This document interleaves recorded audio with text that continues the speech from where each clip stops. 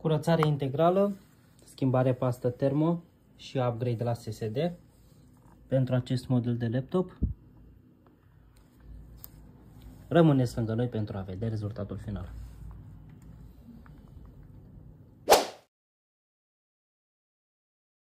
Rezultatul după upgrade și curățare. Mulțumim frumos pentru vizualizare!